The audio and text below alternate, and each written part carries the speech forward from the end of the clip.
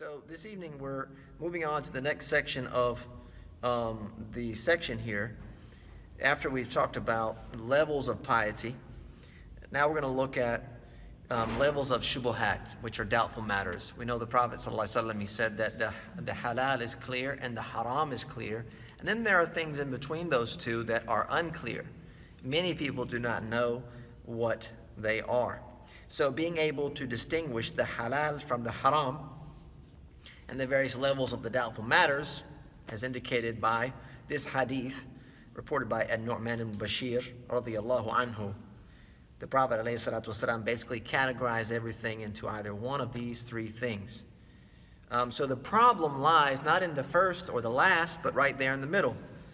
Because as was mentioned by the Prophet ﷺ, just many people don't know about the doubtful matters. And so the Imam is going to try and uncover what they are. So he says here that the halal, which is categorically absolutely halal, is that which the intrinsic quality of it does not deem it to be impermissible, nor is there any means which leads to the impermissible. So it's intrinsically pure, and the means to obtaining it is also pure, intrinsically pure. And an example he gives of that is water that a person takes as it falls from the heavens before it reaches the ground on anyone's property. So we know that the rainwater is from Allah. It's absolutely free to take. So long as you catch it in the sky, there's no doubt. But if it lands on someone else's property, well, now it becomes doubtful. Is it there? Did it run off? Etc., etc. So if you catch it while it's falling, then there should be absolutely no doubt in your mind that it is halal. And then there's the unrestrictedly, purely haram, and that which is intrinsically impermissible. It has some quality which makes it impermissible, like the ingredients of, or I should say the intoxicating quality of intoxicants, of alcohol, etc., drugs. The intoxicating quality of it, for example, is what makes it impermissible. Or the impurity of urine, for example. That's an intrinsic quality of that liquid which makes it impermissible.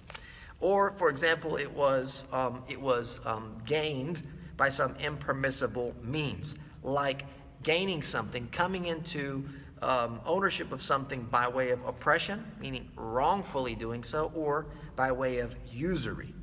These two ways are very clear. Oppression is obviously impermissible in Islam, and usury is obviously impermissible in Islam. So even if the object itself is halal, the means by which it was obtained are clearly impermissible. Also, what would be lumped in with that is something that we have uncovered its reality. We've come to know something.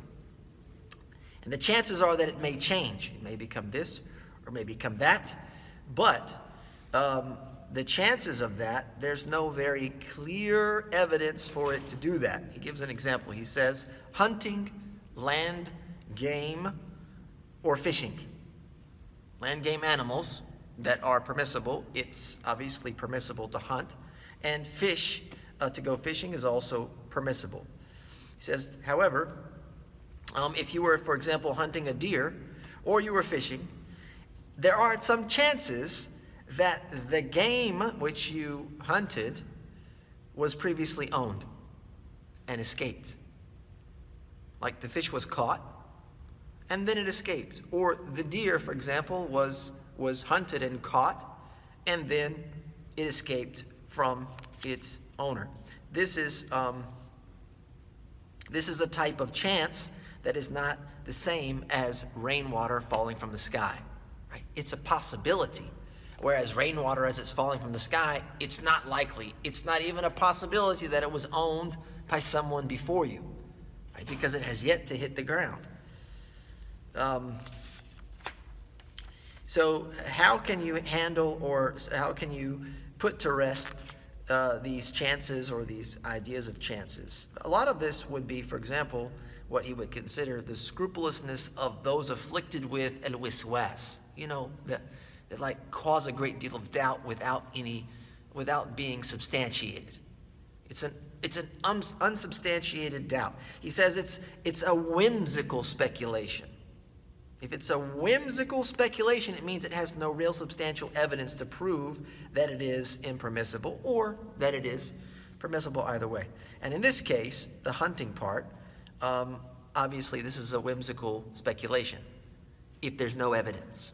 The deer that you just hunted and you got, yeah, it could have been hunted and captured before, but if there's no sign, then it's whimsical. It's can't be substantiated, and so it should not be considered, basically. Whereas a deer that you caught or you hunted and you saw that there was a wound on it, that it couldn't have been made by you or naturally, like a brand. The branding when they take their little seal and they burn it into the skin of the animal. So if it was captured and it was branded, then there's an evidence that, hey, my gun or my arrow did not make that brand, which means it's very likely that it escaped from its owner who hunted the deer and now captured it and is keeping it alive so that he can slaughter it when the time comes. No refrigeration here in the context, no freezers. So they would keep the game animal alive in a pen or somewhere, right? So here now you have this clear sign that this is potentially someone else's property. And this realm of conversation is where piety comes into play. So basically, what it is that we're talking about, the doubtful matters, are when two opposing possibilities or beliefs, they staring each other in the face, and now you have to determine which one is which. So, because there are many, many, many doubtful things, the Imam points out two major fundamental examples, and each of these examples have branches. The first example is doubting the sebab, which is the cause of it being halal or the cause of it being haram. There are four things here you have to note, and this is where it gets very real life stuff, right? So we're going to take these four examples and we'll try and mull them over in the next couple of days and try and apply these in our lives. The first one, he says that the permissible is known.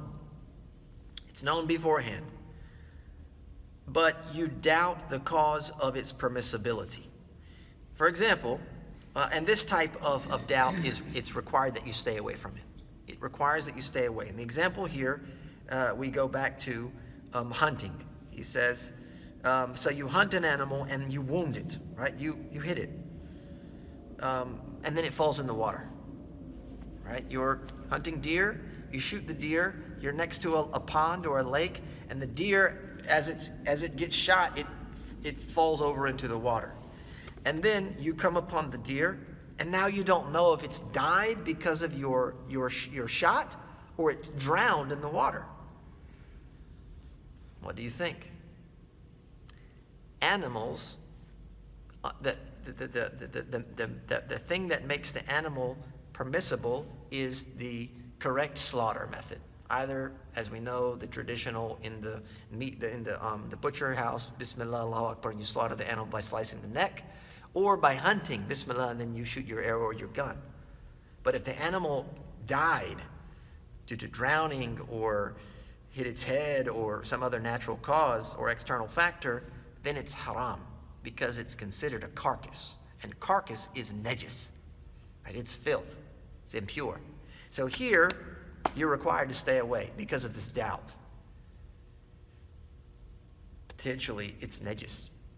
And so it has to be avoided because you doubt the cause of its permissibility, okay? The second one is that you know the permissibility, but you doubt the cause of impermissibility. And so the kind of baseline ruling is that it's permissible. The other one was that it's impermissible.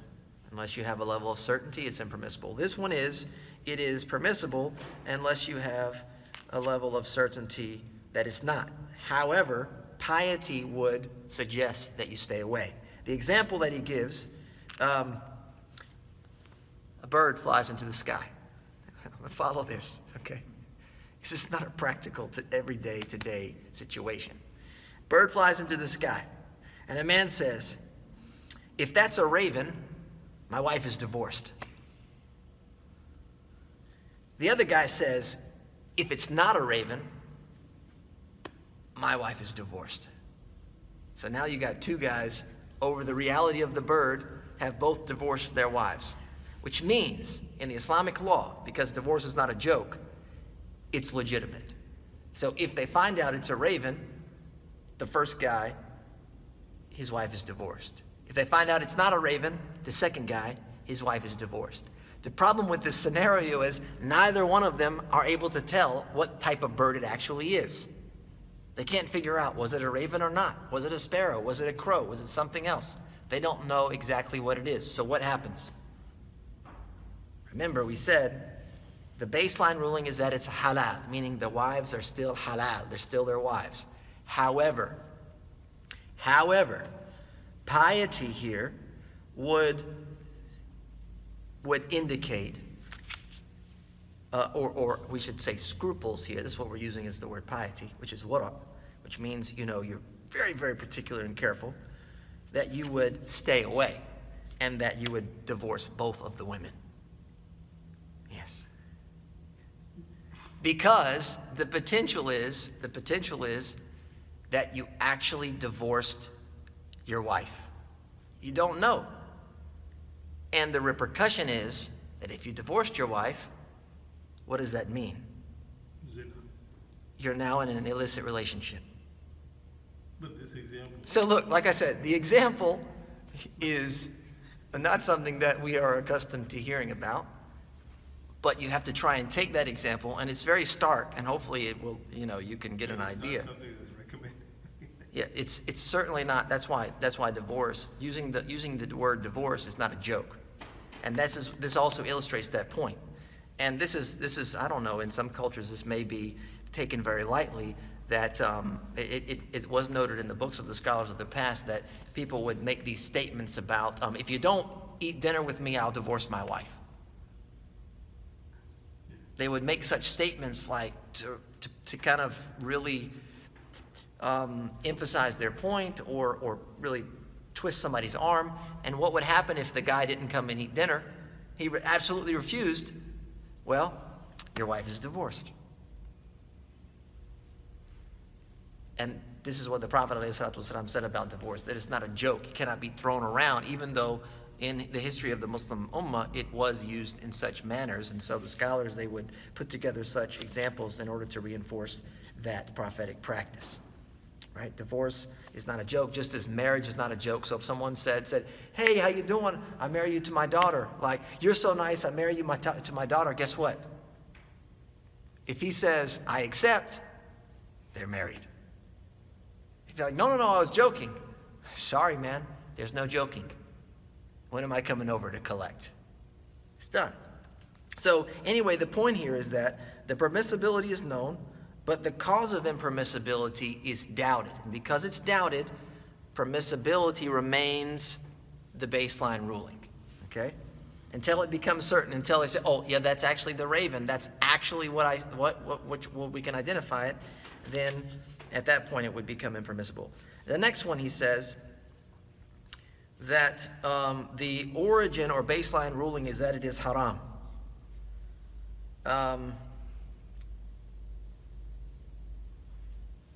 But there's a possibility that something occurred in order to make it halal, which is an overwhelming assumption. But there's some doubt. If it's an overwhelming assumption that it's permissible, then that's the case. And the example for this is, again, hunting, that you shoot your game animal, but then it disappears. All right, so you shoot the animal, and then it goes around the corner or down the hill or behind into the forest, and you can't see it. And then you catch it, and it's dead. There's no other sign of injury except for your shot. What do you think?